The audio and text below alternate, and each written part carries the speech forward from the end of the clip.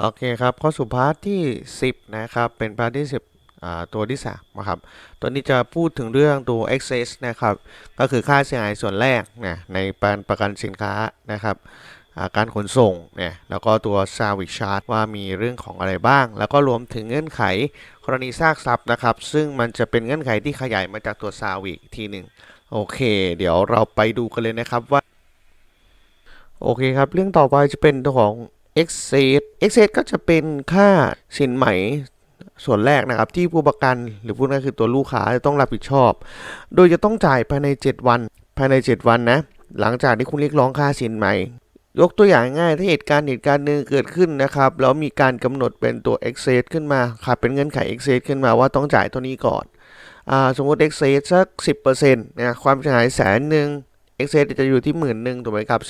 10%แต่คราวนี้ความเสียหายมัน100,000คุณก็จะเรียกร้องค่าเสียหายนะครับกับบริษัทนะหรือผู้รับประกันเนี่ยนะครับภายใน7วันหลังจากที่คุณทำเรื่องเรียกร้องไปแล้วนะครับคุณต้องจ่าย10,000 บาทซึ่งเป็นค่า excess นะครับหรือค่าเสียหายเบื้องต้นนะในส่วนแรกที่คุณต้องจ่ายให้กับบริษัทก่อนนะครับบริษัทถึงจะจ่ายส่วนต่างคืนมาให้พูดง่ายคือคุณจ่ายส่วนหนึ่งนะครับแล้วบริษัทก็จ่ายส่วนที่มันเกินตามความเสียหายที่แท้จริงขึ้นไปให้ครับและอย่าลืมว่าต้องจ่ายภายใน7วันนับตั้งแต่เรียกร้องค่าสินใหม่นะครับโจทย์จะมีการถามอยู่2อย่างนะครับ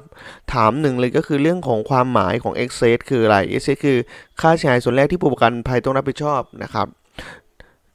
โดยที่จะต้องรับผิดชอบก็คือภัยต้องโอนคืนนะครับหรือว่าจ่ายให้กับผู้รับประกันภัยใน7วันนะนับจากวันที่คุณเรียกร้องค่าสินใหม่นั่นเองนะครับต่อมาครับ salvage charge นะครับถ้าพูดถึง salvage เนี่ยนะครับโดยความหมายนะครับมันคือการกู้ภัยกลางทะเลนะครับเพื่อผลประโยชน์ส่วนรวมได้รับการชดใช้ตาม general นะครับ average นะหรือจำได้ไหมครับความเสียหายร่วมนะที่มันเกิดจากการจงใจทำให้เกิดความเสียหายเพื่อความอยู่รอดเพื่อให้เรือไปต่อได้นะครับเช่นเรือเกยตื้นเดินชนหินโสโครกต้องโยนสินค้าที่อย่างนี้ครับมีความจำเป็นเพื่อความอยู่รอดของส่วนรวมแล้วก็ทำไปนะครับผู้ประกันภัยก็จะเป็นครับสามารถนำเอาซากทรัพย์ที่เสียหายไปทำลายนะครับหากมีการกำหนดเงื่อนไขพิเศษหรือผู้ประกันภัยตกลงให้ผู้รับประกันภัย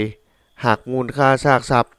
หรือตกลงซื้อขายทรัพย์นั้นจากผู้รับประกันภัยอันนี้จะเป็นเงื่อนไขนะครับอันล่างจะเป็นเงื่อนไขที่จะพูดกันทีนึงครับคือเงื่อนไขที่เกี่ยวกับซากทรัพย์นะครับ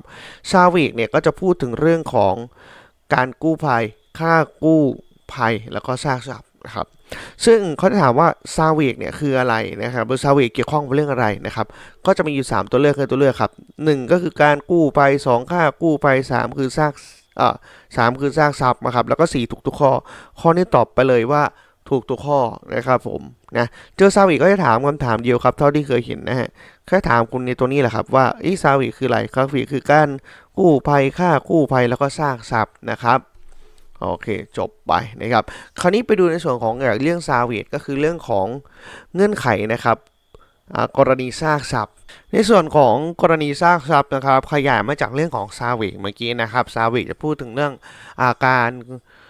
กู้ภัยนะครับค่ากู้ภัยแล้วก็ตัวซากทรัพย์นะครับในนี้ก็จะขยายเรื่องของเงื่อนไขของซากทรัพย์นะครับซึ่งเงื่อนไขของซากทรัพย์มันจะมี2ประเด็นใหญ่ๆนะครับที่เราต้องรู้ก็คืออันแรกเลยคือเรื่องของ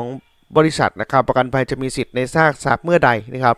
ก็บริษัทประกันภัยจะมีสิทธิ์ในซากทรัพย์ซากทรัพย์นี่ก็จะเป็นของผู้เอาประกันถูกไหมครับก็คือของผู้ประกันนะซึ่งแน่นอนว่าบริษัทนี่จะมีสิทธิ์ในซากทรัพย์ก็ต่อเมื่อนะครับทรัพย์นั้นนะได้รับความเสียหายแล้วก็ผู้ประกันภัยนะครับมีการทำหนังสือนะครับสละสิทธิ์ในซากทรัพย์นั้นนะผู้ประกันภัยถึงจะมีสิทธิ์ในซากทรัพย์นั้นได้นะครับซึ่งถ้าเรายังจำได้ในเรื่องของประกันการขนส่งนะครับที่เราเรียนผ่านมาเราจะพูดอยู่นะครับว่าในกรณีที่เป็นความเสียหายโดยสิ้นเชิงนะครับหรือความเสียหายเสมือนสิ้นเชิงผู้ประกันภัยก็สามารถสลักนะครับก็คือสละตัวซากทรัพย์นั้นนะครับเพื่อรับค่าสินไหมนะนั่นเองนะครับตามเงื่อนไขกรณีความเสียหายเสมือนสิ้นเชิงนะโอเคนะครับผมนี่ก็คือลักษณะของบริษัทนะครับในกรณีที่จะมีเขาเรียกนะมีสิทธิ์ในซากทรัพย์นะครับถ้าผู้เอาประกันภัยนะครับยังไม่ เขียนเอกสารหรือหนังสือสละซากทรัพย์สินนี่นะครับก็ยังจะไม่มีสิทธิ์นะครับแต่ถ้าเป็นการความเสียหายโดยสิ้นเชิงเนี่ยยังไงนะครับถ้าคุณอยากได้ค่าสินไหมเนี่ยนะครับเขาก็จะให้คุณเขียนตัวสละนะครับสิทธิ์ในตัวนั้นนั่นเองนะครับผมผู้รับประกันภัยนะครับจ่ายค่าสินไหมแล้วนะครับนี่ย้ำว่าจ่ายค่าสินไหมไปแล้วนะครับซากทรัพย์ที่เสียหายนะครับผู้ประกันภัยสามารถนำไปทำลายได้นะครับโอเค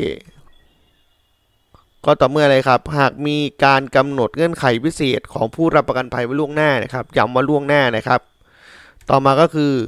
ถ้าผู้ประกันภัยได้ตกลงได้ให้ผู้รับประกันภัยหักมูลค่าทรัพย์นั้นหรือตกลงซากทรัพย์นั้นจากผู้รับประกันภัยนะครับก็จะมี2เงื่อนไขบริษัทจะมีสิทธิ์ในซากทรัพย์ก็ต่อเมื่อผู้เอาประกันภัยหรือลูกค้านะครับสละซากทรัพย์มันทิ้งโดยทำเป็นหนังสือนะครับแล้วก็จะมีสิทธิ์ที่จะเป็นไงครับผู้ประกันมีสิทธิ์ที่ทำลายหรือทำลายซากทรัพย์มากคือหากมีเงื่อนไขกำหนดว่าให้ทำลายนะครับแล้วก็2ก็คือผู้ประกันภัยได้ตกลงให้ผู้รับประกันภัยหักมูลค่าซากทรัพย์นั้นไปเลยนะครับหลังจากนั้นผู้ประกันภัยเนี่ยก็จะมีสิทธิ์ทำลายซากทรัพย์นั้นได้นั่นเองนะครับผมโอเคนะครับตอนก็จะมี2ประเด็นนะครับก็ต้องมีหนังสือก่อนนะครับแล้วก็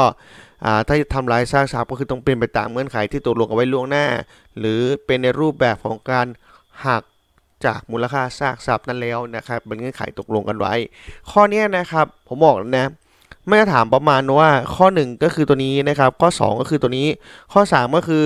ไม่ถูกทั้งข้อ1ข้อ2ในข้อ4ก็คือถูกทั้งข้อ1ของข้อ2นะครับอันนี้เราก็ต้องตอบว่าถูกทั้ง1และ2นั่นเองนะครับผมเหล่านี้ก็คือเรื่องของเงื่อนไขกรณีซากทรัพย์นะครับก็จะจบพาร์ทในส่วนของเรื่องของประกันตัวการขนส่งนะเรื่องต่อไปเราจะไปดูในส่วนของประกันตัวเรือนะครับซึ่งก็จะมีประเภทเรือนะครับแล้วก็เงื่อนไขต่างๆก็เดี๋ยวติดตามดูกันนะครับในพาร์ทถัดไปครับผมลืมนะครับเป็นกำลังใจให้ทางผมนะครับ The Trainer Man นะครับโดยการที่เจอคลิปแบบนี้นะครับรบกวนกดไลค์นะครับถ้าชื่นชอบคลิปนี้นะครับแล้วก็ถ้ารู้สึกว่าคลิปนี้ประโยชน์ครับกดแชร์เพื่อนๆนะครับได้มาดูกันที่ต้องการสอบหรือต้องการความรู้เกี่ยวกับงานประกันวินาศภัยแล้วก็สำคัญครับท่านใดที่ดูและกดปุ่มติดตามยังเป็นสีแดงๆอยู่นะครับรบกวนกดปุ่มติดตามหรือตัว Subscribe ด้วยนะครับแล้วก็เพื่อเป็นการที่มันมีการคลิปใหม่ๆมาแจ้งเตือนทุกท่านนะครับก็กดกระดิ่งไว้ด้วยนะครับพอมีคลิปใหม่ๆเนี่ยนะครับมันจะได้แจ้งเตือนท่านเป็นคนแรกๆเลยนะครับผมขอบคุณทุกท่านนะครับสวัสดีครับ